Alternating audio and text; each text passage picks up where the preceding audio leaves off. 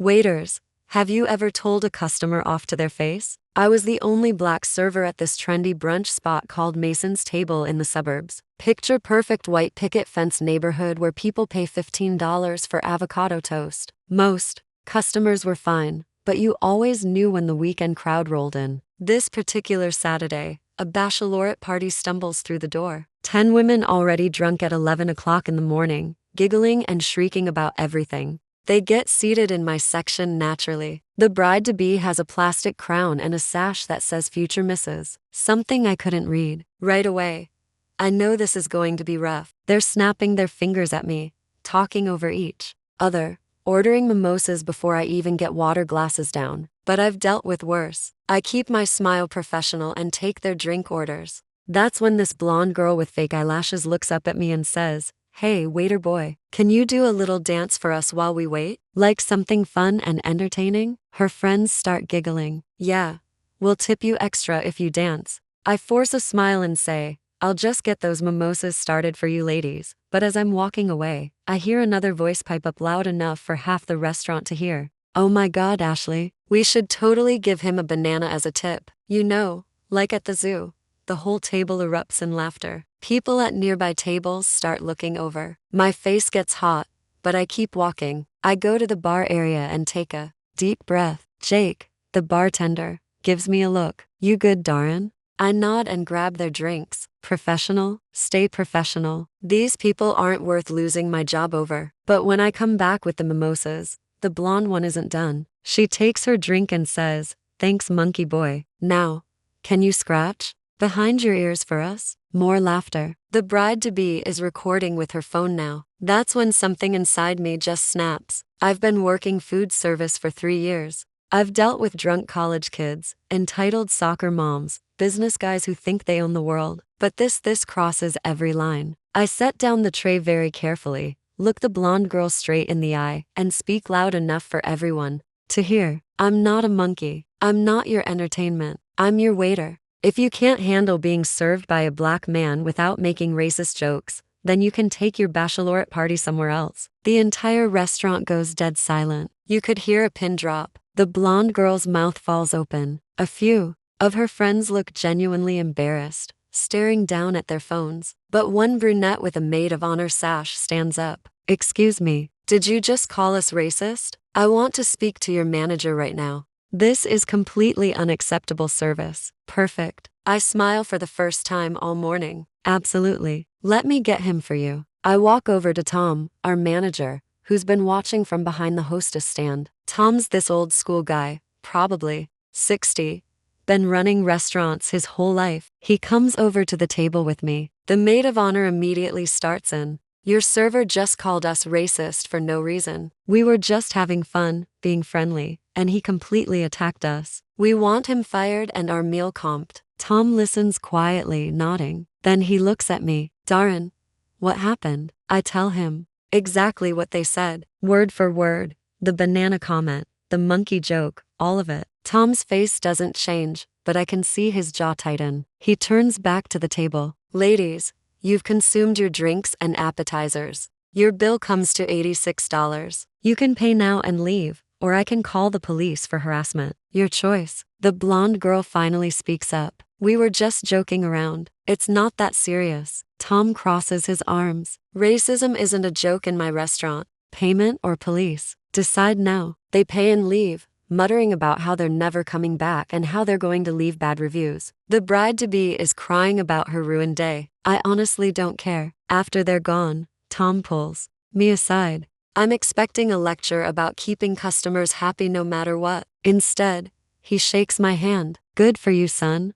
They say money changes people, but sometimes losing the illusion of money changes them even more." This is the true story of Alan. A rich kid whose life was defined by luxury until one summer changed everything. Alan came from serious money. Not just the kind that buys nice cars or designer clothes. I'm talking about private jet flights to Europe for the weekend, yacht parties with celebrity DJs, and a chef who knew his food allergies better than he did. By the time he was 17, Alan had already totaled 3 luxury vehicles: a Ferrari, a Range Rover, and a Lamborghini, all in 6 months. He hosted wild parties at his parents' beach house and once offered a Rolex to a teacher in exchange for a better grade. That was Alan. Loud, reckless, and untouchable, or so he thought. One day, after a particularly scandalous party made it into the local news, Alan's dad hit his breaking point. That same night, he called my dad. The two had gone to college together, though their lives had gone in very different directions. My dad chose hard work. Alan's dad chose Wall Street. He needs reality, Alan's dad said. Can you help him? My dad, never one to shy away from teaching lessons the hard way, agreed instantly. Bring him over. We'll see if he lasts a week. Day one was unforgettable. Alan arrived at a.m., looking like he'd stepped out of a fashion magazine. Crisp white designer shirt, slim fit jeans, and $800 sneakers. He looked around at the dusty construction site like it was a landfill. These boots are hideous, he said when my dad handed him steel-toed work boots. My dad replied coolly, your choice. But those fancy shoes won't protect your feet when a concrete slab lands on them. By lunch, the sneakers were destroyed, and Alan was limping. He tried calling his mom to pick him up, but his phone had conveniently been confiscated for the summer. You're not going anywhere, my dad said, tossing him a pair of work boots. Now put these on and get back to it. The next few days were comedy gold. He gagged at our gas station bologna sandwiches. I only eat organic, chef-prepared meals, he complained. My dad laughed. Well, the gas station is your chef now. Eat up or go hungry. By day 3, he was devouring those sandwiches like they were gourmet meals. Then came bathroom duty. When assigned to clean the porta potties, Alan looked like he'd been sentenced to life in prison. We have people for this, he protested. Congratulations, my dad said. Now you're people. He spent 3 hours scrubbing, gagging, and complaining. But he did it, and surprisingly, he did a good job. When my dad inspected it, he nodded. Not bad. Maybe you're not hopeless. The breaking point came during the second week. We were pouring concrete, a job that required absolute focus. Alan was assigned to guide the truck. Instead, he was filming TikToks pretending to suffer in his harsh labor life. The distraction led to disaster. The concrete spilled. $2,000 worth wasted. My dad exploded. You think this is a joke? He yelled. You just cost me $2,000 for social media clout? Alan shrugged. My dad can pay for it. Wrong answer. My dad tossed him a sledgehammer. You're going to break every inch of that concrete. Alone. In the heat. No breaks but water. It took him to full days. Sweat, blisters, and sunburns became his reality. But something changed. Alan stopped whining. He started showing up early. He stopped mentioning his family's wealth. He even brought his own lunch bologna sandwiches. By the final week, he was helping younger workers, asking questions, wiping down equipment without being told. He laughed more easily. He cursed less. There was dirt under his nails and sincerity in his eyes. He even started riding the crew van with us instead of waiting for a private driver.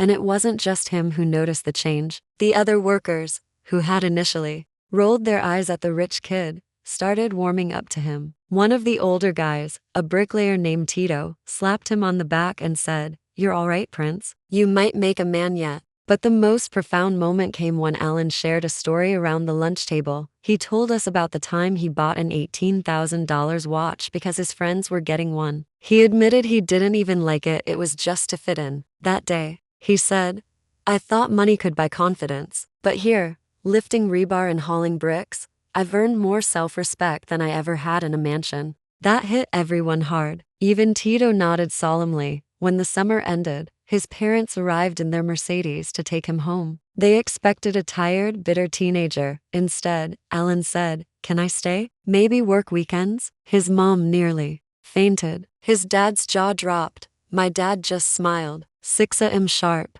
Don't be late. But Alan didn't just return for weekends. He kept coming back. Month after month, long after the summer ended, he showed up in boots and overalls ready to work. He enrolled in community college to study project management. He even stopped going by Alan the rich kid. People just called him Al now. By winter, he had saved enough to buy a beat-up old truck, his first personal vehicle. No more private drivers. No more designer labels. Just a guy trying to earn his place in the world. Eventually, Alan moved into a small apartment near the site. He insisted on paying rent. He even adopted a stray dog he named Bentley, a cheeky nod to the life he once had. Bentley came with him to the job site some days, curled up in the dirt with a hard hat as a chew toy. One afternoon, about a year later, Alan's dad stopped by unexpectedly. He came wearing a $5,000 suit and Italian shoes. He barely recognized his son suntanned, leaner, tougher, in a dusty uniform and steel-toed boots. They had a long talk. No yelling,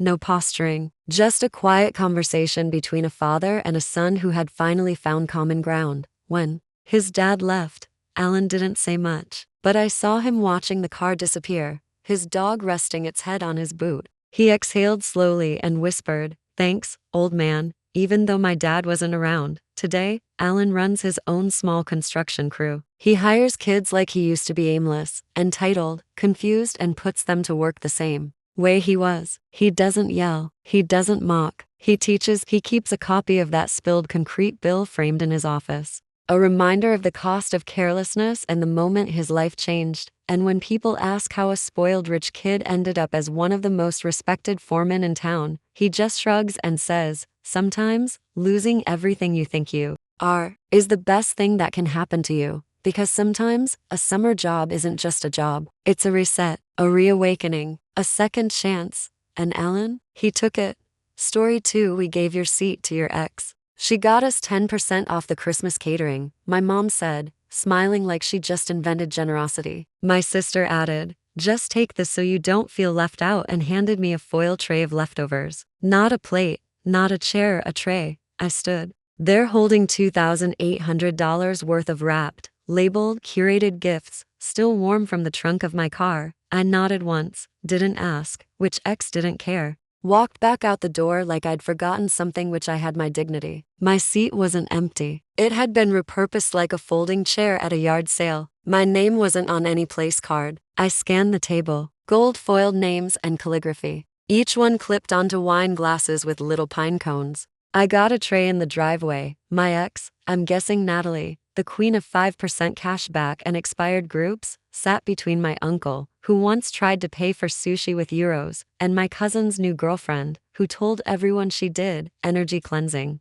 professionally, which I think is rich girl for unemployed. She raised her glass and winked. I raised my tray and left. It had been an hour since I pulled up early and hopeful. I had triple-checked the RSVP. Even got a thank you email from my mom that read, "Glad you can make it. Just bring your holiday spirit," which apparently translated to cash, emotional detachment, and no expectations. The driveway was full. My name wasn't on the guest list, but my bank card still worked. That was the family motto. If you can't bring value, bring a visa. So, I did what any self-respecting side character in their own life would do. I got in my car, set the tray on the passenger seat, and ate stuffing with a plastic fork while listening to Mariah Carey's Scream in the background. Then I texted my banker, "Suspend holiday transfers." By 7:43 p.m., I'd removed the wallet from the shared Google Drive, withdrew from the joint lease on the co-signed apartment my sister accidentally forgot I was still paying half of, revoked access to the emergency fund account labeled Family Safety Net, which mostly covered late-night Uber Eats and urgent eyebrow threading appointments. At 11:07 p.m., my sister texted in all caps, "The account's empty." But what arrived at 11:12 p.m. changed everything. At 11:12 p.m., my mom sent a second text. No caps this time. "We just thought she was being kind. She said it was for family." That's when it clicked. It wasn't just about the 10% discount. It was about Natalie, my ex, the one who still posted nostalgic selfies in places I'd taken her with captions like, "Miss this spot." The one who once said, "My brother had surprising charisma for someone with a bio that dry." The one who arved to our breakup with a LinkedIn update. She wasn't being generous. She was auditioning. The Christmas catering was just a foot in the door. The family discount was bait. The real play was my brother. I scrolled through his Instagram. Sure enough, 5 days ago, a photo of James in a cafe. In the background, out of focus but unmistakable, was Natalie. Elbow on the table, smile loaded, tag, none. But I recognized the scarf. I bought it. I put my phone down and just sat there. $2,800 worth of gifts still in the trunk. Leftovers and foil on the kitchen counter. And somewhere out there, my ex was being welcomed into my family with open arms and roasted duck. I opened my banking app, 3 shared accounts, 2 linked cards, one recurring transfer still active. I shut them all down.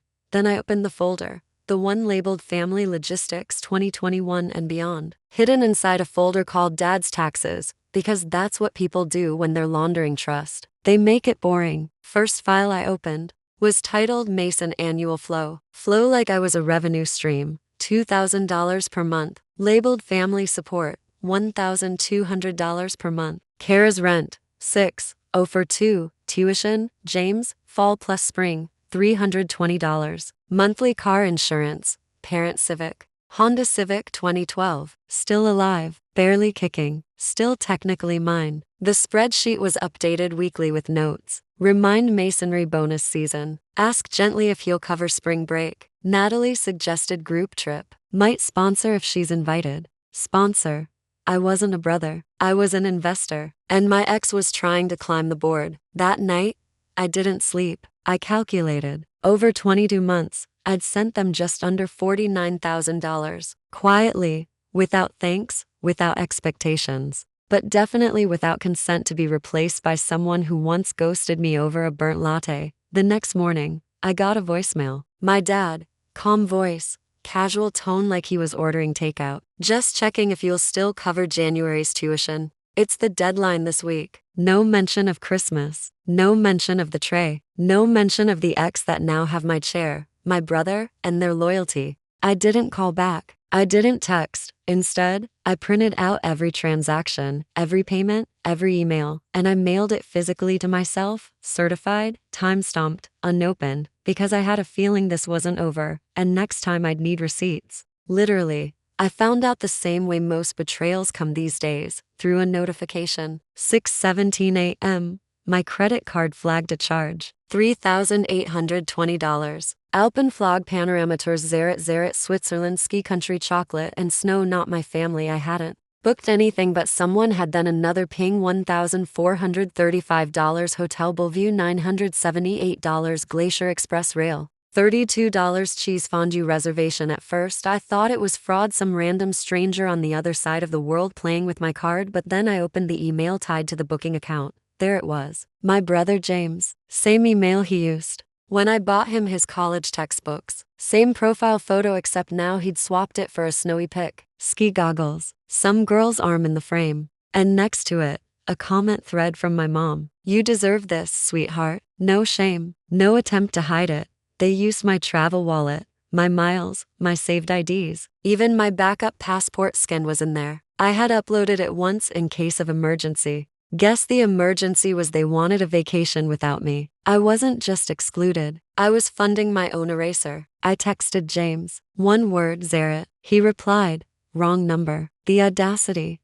I didn't respond. I didn't yell. I did what accountants do when a ledger stops making sense. I audited. Opened my bank. Emergency card maxed out. Limit $9,000 remaining for $127. I clicked through transactions. Every one of them matched Instagram hotel room with a balcony view of the Matterhorn posted by my aunt, caption living the dream. Cheese spa day posted by my mom. Finally some peace. Mountain gondola ride brother's girlfriend boomerang hairfly blessed family time. They went full travel influencer without me. Worse. Using me. I canceled the card, froze every account, flagged every booking as unauthorized. The ski passes got pulled. The hotel reservation collapsed mid-check-in. I called the airline and revoked every digital boarding pass they hadn't used yet. Then I called my bank. Someone I know used my credentials. Relationship to you? Let's go with former. They landed back home 2 days later. I didn't have to track their flight. I got a photo from my neighbor. My dad's suitcase was cracked. My mom was yelling on the phone. James was dragging a broken wheel bag and still had the audacity to be wearing my jacket. At 6:41 a.m., I knocked on their door. They didn't expect me. I didn't wait for an invite. I walked in and dropped a print. Out of the charges on their dining table, $8, $700. You've got 3 days. My mom blinked like she'd forgotten how math worked. My dad opened his mouth. I raised my hand. Don't. James stepped forward. Relax. You're being dramatic. I stared at him. You stole from me, lied, took my cards, fake login, went skiing with my ex. His girlfriend had the sense to disappear into the hallway. But James didn't flinch. She said she got the discount. Mom said it was fine. He pointed like betrayal was just poor communication. Then he added something that changed the air. You wouldn't have enjoyed it anyway. And there it was. Not just theft, not just exclusion, justification. My dad tried to de-escalate. Son, we were going through a lot. You've always said if we needed help. I cut him off. You don't get to ask for help while pretending I don't exist. Then I looked at my mom. You let her take my seat. You let her crawl back into James for a 10% discount. Silence. Not even guilt. Just inconvenience on her face. Like betrayal was traffic. So, I said it clearly. You wanted me out? Fine. Now I'm out legally, emotionally, financially. I'm filing charges unless I get every dime. My mom whispered. You wouldn't? I looked at her, then at James. You think I'm the same fool who paid your tuition, don't you? James frowned. Wait, what? I nodded slowly. Fall, spring, summer. $6,042 total. The check didn't come from Dad's old friend. It came from me. He stared speechless. My dad looked at my mom like he was seeing a stranger. You told me your cousin covered that. No.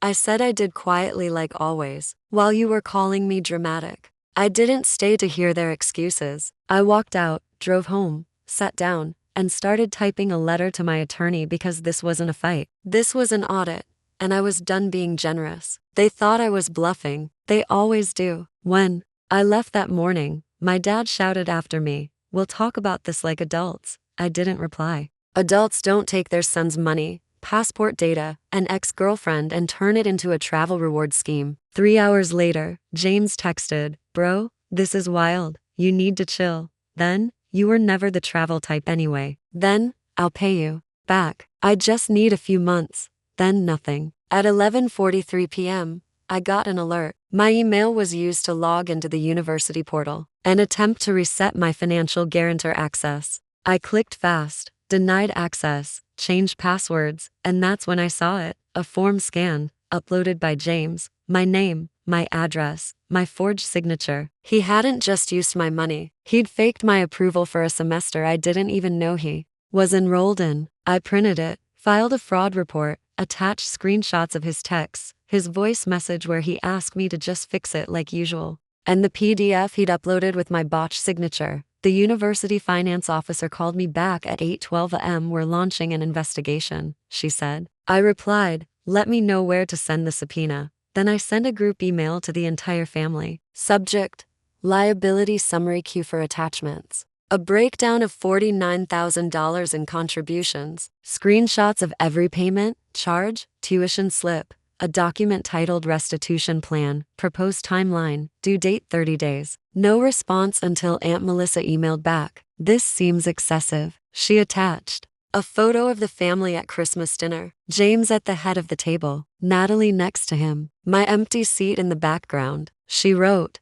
"It was a lovely night. Sorry you missed it." That broke something. I stopped playing defense. I called DMV, reported the Civic as misappropriated property. They still hadn't transferred the title. It was mine. Then I drove to their house Sunday morning. Didn't knock. Used the spare key from the garage like I always had. The Civic was parked out front, covered in snow, used like a communal cigarette. I got in, started the engine, reversed slowly while James came running out in socks. "What are you doing?" I rolled the window down, restoring ownership. "You can't take that." "I can. And I am." He kicked the tire like it was going to fight back. Natalie came out onto the porch in my old hoodie. I looked at her. "Didn't know you still wore what wasn't yours." She scoffed. "You're insane." I drove off. 30 minutes later, she texted me, "You could have handled this like a grown-up." I replied, "I did. You're just not used to real consequences." Then I made the final move. Opened my cloud folder, found the deed my grandfather gave me, scanned it, filed it with a lawyer, changed the cabin's access codes, revoked every shared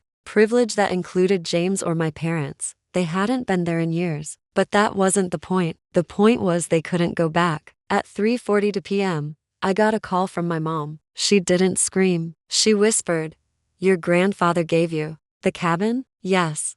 That was meant for everyone. No, it was meant for someone who didn't use his son like a corporate donor. She paused. "We were going to surprise you with a ski trip next year. The cabin would have been part of that." I laughed. You already did the surprise part. Then I hung up. That evening, James texted. The university emailed me. You filed fraud. Yes, that's my future man. Exactly. The next morning, he tried calling 6 times. I blocked him. At 9:11 a.m., my parents showed up at my apartment together. No yelling this time. No bags of pastries. No guilt smiles. My dad handed me a check, $8,700. I didn't touch it. What is this? You said restitution. Here it is. No, I said. Restitution is when you're sorry. This is just trying to stop the bleeding. You're punishing all of us, my mom said. I looked at them. Really looked. They weren't shocked or hurt. They were terrified of exposure, of financial consequences, of the silence. So, I stepped forward,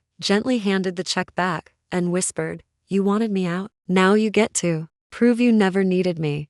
Then I closed the door. They showed up with flowers. Peonies. My mom's favorite, not mine. My dad wore a press shirt and that fake half smile he used at funerals and tax audits. James wasn't there, probably still hiding behind university firewalls and legal disclaimers. We want to talk, my mom said. We think it's time to start fresh, my dad added. Start fresh? Like this was a browser window. Like they could clear the cache and pretend they didn't ski through Europe on my dime with my ex while I ate stuffing from foil in a parked car. I let them in, not because I forgave them, because I wanted to see how far they'd go. They brought pastries. Of course they did. Every family apology in our house came wrapped in laminated sugar. My mom started with a monologue. We've had time to think. It wasn't right. We should have communicated better. We never meant to exclude you. Things just got complicated. Then my dad jumped in like a relief pitcher. You're the mature one. Always have been. You handled this whole thing like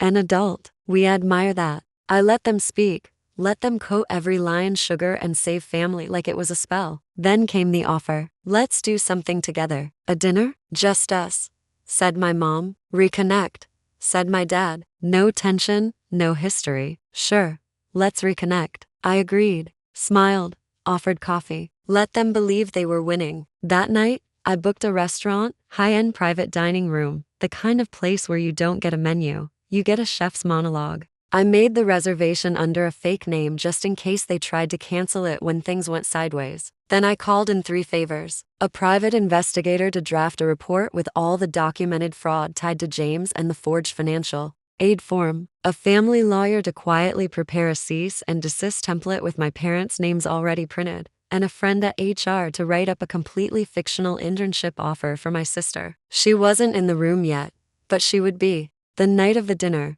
I dressed like nothing mattered. Charcoal shirt, which I hadn't worn in months. Calm. They arrived together. My mom complimented the lighting. My dad joked about the no menu thing. I nodded, sipped wine, said all the right things. We talked about old memories, childhood trips, grandpa's cabin, everything except the fact that I was the reason they hadn't declared bankruptcy 2 winters ago. Then halfway through the scallop course, I stood up. I've got something for you. I placed a small folder on the table. My dad reached for it first. Opened it. Read the top page. Stop chewing. What is this? A breakdown, I said, of everything I've paid since 2021. My mom started flipping pages. I could see her lips moving silently as she read the totals. It's detailed, she said. I'm detailed, I replied. Then I pulled out my phone, clicked send one by one. The notifications hit their phones. 3 emails. 1 from the investigator. Subject line fraud. James Palmer. Signature forgery. 1 from the lawyer. Cease and desist. Financial misconduct notice. 1 from our Indel admin opening interview slot reserved for K. Palmer. They didn't speak. I finished my wine. Set the glass down.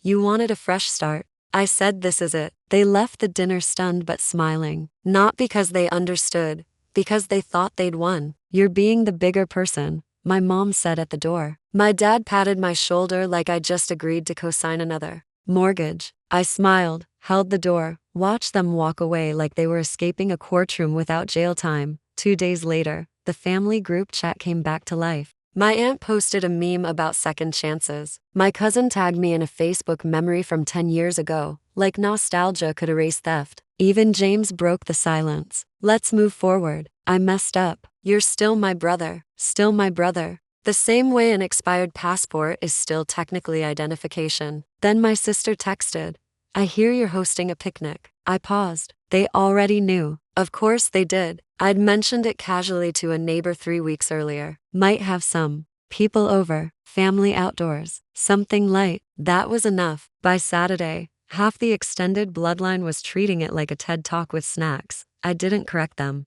I just booked the space, printed 17 folders, and filled each one with a resume template, a job listing specific to their previous failures, a printed QR code linking to their local employment office, and a cover letter example that began with, "I am ready to become a functioning adult."